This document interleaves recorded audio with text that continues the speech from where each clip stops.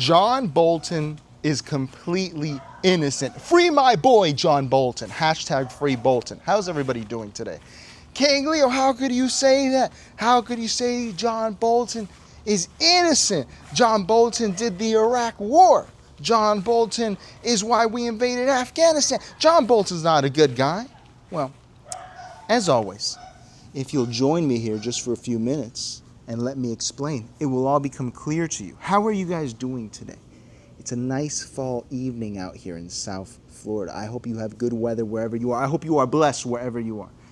How you guys doing? Today I'm going to make the case, because I'm not a lawyer. I do not practice the law, but I may be the best attorney on the planet, someone who knows the law. And because of that, I can make the case that John Bolton, this despised man, is actually completely innocent. And Donald Trump, you should be ashamed of yourself for arresting such a good man. How's everybody doing? Please like, comment, and subscribe before we begin. That's important. Like, comment, subscribe. But for this week, guys, we have a series of videos to release that are going to be so controversial that I need you to share them. So we're breaking the two rules of the King Leo Show, which are do not talk about the King Leo Show and do not talk about the King Leo Show. This week, feel free to talk about the King Leo Show. I'm giving you full permission. Talk about it all you want. And with that, everybody, let's begin. Who is John Bolton? For anyone who's uninformed, who just learned about John Bolton with this latest indictment in the news that everyone seems to be covering. Glenn Greenwald's angry about it. Jimmy Dore's angry about it. Everybody's angry about it. All right? John Bolton is the king of America. Okay, this is the idea that people have of him. John Bolton is the guy, he's been in office for 40 years. Even when he's not in office, he's in office. No matter who you vote for, you get John Bolton, okay? John Bolton is the guy responsible for every foreign incursion, whether it be Iraq 1, Iraq 2, Afghanistan, Syria. John Bolton was there. His fingerprints left all over the trigger, all right? This is a guy who said he wanted to blow up the top 10 floors of the UN building because he said we would lose nothing. That's where the Security Council meets, man. That's a wild statement. That's a wild statement. But John Bolton, he has this negative image. There was a joke when I was in college, that said, God damn Larry Page. God damn him. Because when he invented Google Maps, it meant that a whole lot more countries are going to get invaded because John Bolton learned about a whole lot of countries he didn't know about. So, John Bolton is a guy who never saw a country he didn't want to invade. He never saw a war he didn't want to defer his service to, like he did for Vietnam, but send your kids to go fight, all right? John Bolton, this is the idea we have of him, this Baudrillardian figure, this man behind the curtain, this evil, conniving war dog, okay? But I don't think this is true. I think that this is an inaccurate representation of who John Bolton is. And we now have confirmation, because what happened is that in this indictment that Trump had of John Bolton, they got him for sharing classified information. I mean, who hasn't done that? But regardless, they got him for sharing classified information, okay? And who was he sharing it with? That's what people missed in the indictment. He was writing up reports every day of this classified info. And who was he sharing it? With his wife and daughter, with Karen Bolton and Karina Bolton. What? Have you ever, at any job you've had, written up a report for someone that was beneath you, a subordinate, not a superior? No, absolutely not. Absolutely not. And what this shows us is that John Bolton was not the man behind the curtain. This channel is a feminist channel. We do not discriminate amongst genders. What this shows us is that, in fact, the man behind the curtain all along was actually the woman behind the curtain. It was Karen Bolton, John Bolton's wife. She was asking him for classified info every day. Karen Bolton is the reason that everything you accuse John Bolton of happened. Okay? I don't know why Karen Bolton hated Iraq. I don't know why Karen Bolton hated Saddam Hussein. Maybe he made a pass at her at college and it was poorly felt. Maybe he sold her a falafel once and she didn't like how it tasted. But what I can confirm to you now is that every war, every invasion that John Bolton wanted was actually his bloodthirsty Karen wife and daughter. That's who was actually behind it. And it makes things a lot more interesting because this must be a scorned woman. She must be a scorned woman. John Bolton's also known for wanting to invade every country. Venezuela's in the news.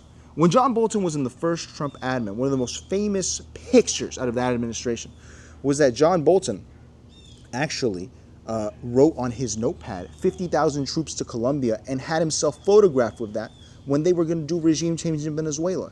That was his wife's handwriting. We now know that. She wanted to invade Venezuela, Cuba, North Korea, Eritrea, every country in the world, man. That's his wife. It's not John Bolton.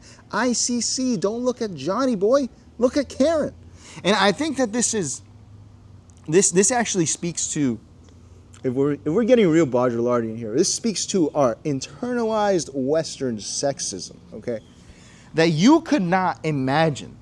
Who were all the villains of the past 40 years? They were all men, except for Madeleine Albright, right? But it was George Bush, it was Bill Clinton, it was Dick Cheney, it was Donald Rumsfeld. It was all men. And that's why you got screwed. That's why you went to Iraq, because you could not see the woman behind the curtain because you were looking at a man. You were looking at a fall guy because your Western way of thinking is that men are the decision makers. Well, that's not the case. That's not the case. This proves that is not the case. It's not. It's really interesting. It makes me recall something else that John Bolton said, which is that back when they met with Juan Guaido. Remember Juan Guaido? Where's he at? I know where he's at. He actually goes to the same mall where I go to my dentist here in South Florida. He was going to be the president of Venezuela, the CIA-backed president, whatever you want to call it, or the Democratic president, whatever you want to call it. All right. When he sent his wife to meet Donald Trump saw that his wife was not wearing a wedding ring. And that's the reason he said, we're not going to back this guy up. He does not take care of his wife enough to come here with her and send her here without a wedding ring. John Bolton wrote this in his book. Whether this is true or not, it reveals something which is so true. It brings something deeper, which is that John Bolton and his wife are so connected. He is so reporting to her subordinate professionally, not relationshipally, just professionally, that he was so, he noticed this. This was so important he had to write it in a book to trash Trump. He had to write it there. And he was painting it in a negative way for Trump, but in some ways, maybe he was really talking about his own relationship there. Maybe he was talking about his relationship with his wife and how he would never send his wife anywhere because it's his wife that sends him everywhere. It's not the other way around. Donald Trump's indictment is a continuation of this sexism. A lot of people accuse Donald Trump of various indiscretions with women. Megyn Kelly said he called them fat pigs. E. Jean Carroll said that he assaulted her. Okay, Donald Trump is, at the very least, in the popular state of mind of people, in the popular conception, a sexist. And maybe this is true. Maybe that's what this is showing us, that Donald Trump may not be as feminist as we once thought. Maybe Donald Trump cannot look past his political enemies and find the people who are actually responsible for making his life hell. He could not, in his own boomer mind, look at John Bolton and say, no, it's not this man. It can't be. It has to be Karen. It cannot be John, because he has internalized this sexism. There's a bigger moral here. There's a bigger moral of the story, which is that we have to shed these preconceived notions of gender, of sex, of race. I don't want to sound like Christian Bale in American Psycho, but as a Baudrillardian, I have to. These are all made up conceptions, man. These are not real. Do not be a prisoner of them. Because as a prisoner of them, just take it into another example, right? Let's look at the converse. Elizabeth Holmes, right? This young lady who everyone thought she was a whiz kid and she was so smart, and she made Theranos. She made this beautiful company that read blood levels with one drop. It was an amazing invention. And she got a whole lot of investment and seed funding because people were saying, oh, this is a young woman, this is a young, hungry woman who wants to make a tech company. And she went out and she did that. And then she wasn't able to deliver. And everyone demonized her. But it wasn't her fault. And this is why she's innocent too. I saw Donald Trump saying he was going to pardon her. I hope he does. Because Elizabeth Holmes was just a victim of sexism as well. Anyone else, if it were someone who presented as a male, they would have scrutinized it. But because she didn't, they didn't. And that makes her the victim. She is not the perpetrator. She's just the victim. Same as John Bolton. John Bolton is a victim of his family. He's a victim of his tyrannical wife who hates Iran, hates Iraq, hates the United Nations, and is being told what to do he's a puppet of his wife. And this happens whether you're a man or a woman. Yeah, we all know someone like this, someone who's a man or a woman that you see them take on the personalities and goals of the other person they're with. And because of this, we are not able to differentiate because of our preconceived notions. We say, no, the man must be in charge or the woman must be subordinate. This is all wrong. If there's anything you can learn from this, if there is a grander moral, is please break out of your Western way of thinking. This is incorrect. All right? I know a lot of people are here on this channel, Piers Morgan.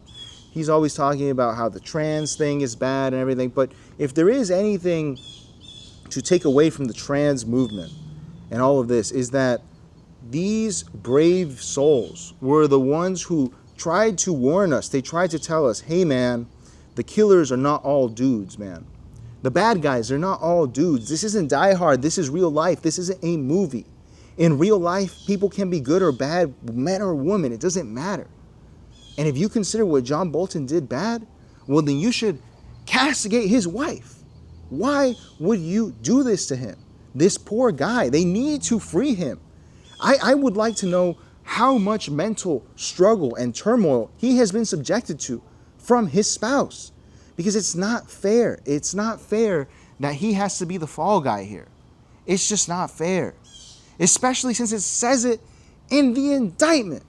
And when I see Glenn Greenwald say, oh, John Bolton, if the shoe were on the other foot, he would call for the death penalty. No, he wouldn't. Karen Bolton would tell him to say that. And that's not fair. The sins of the father? No, it's the sins of the wife. If you're so mad at John Bolton, read this indictment a little bit. Read it, Donald Trump. It's your own DOJ. Read it, and you will come to the truth, which is that John Bolton is an angel. He is a good man. He is a man who has been in an abusive relationship for decades and decades and decades, and he must be freed. He must be. Every day John Bolton spends in prison is another indictment on America. Okay, this is our Nelson Mandela. Okay, this is America's Nelson Mandela, John Bolton. Every day he's in prison. The people in Iran can look at us and they can go, God damn America. And I don't like that. I like people to perceive us well because we're a great country. I don't believe in anything. I do believe in America, though. I don't believe in love. I don't believe in food. I don't believe in iPhones, but I believe in America. And I know America is better than this. I know America is better than to lock up an innocent man. Better to have 100 free guilty people than one not guilty person in prison. And we can't go on like this. We can't go on in a country that is so sexist that it would lock up one of our great American thinkers. One of the people that maybe his wife sold him on it. Maybe his wife said, Johnny, if you tell them to invade Cuba, we're going to have a great vacation house. We're going to be able to set a nice hotel up and bring in American tourists. Maybe that's what the reality was. But we'll never know as long as John Bolton or Nelson Mandela is in prison. It's just not fair, man. This guy needs to be compensated for everything he's going through, this mental anguish, this pain, this embarrassment. This is a man who cultivated that walrus image for decades. And all because his wife got sold some bad falafel by Saddam Hussein in college. That's not fair. It's not fair. And I think that's all I have to say about that. Because the main message here is, besides John Bolton's innocent, get him out of prison, Donald Trump. Get John Bolton out, man. He didn't do anything. He didn't do nothing. He was just trying to feed his wife and kid. That's all he was trying to do. He was just trying to make his wife happy. Happy wife, happy life. That's an American white people expression. You should be able to relate to that, Donald Trump. Because of that, all I have to say is every day that John Bolton spends indicted or in a prison cell is a day of shame for this country. And the flag should be at half-staff, because this is a great country. And this country's not sexist, man. This country can be so much better if only we break our Western frame of thinking. With that, everybody, like, comment, and subscribe. And remember, there's no rules this week. I've given you permission. Rule number 1 of the King Leo channel: we talk about the King Leo channel. And rule number 2 of the King Leo channel: we talk about the King Leo channel. For now, we may change these rules in the coming weeks. Hope everyone has a blessed day, and I'll see you guys tomorrow.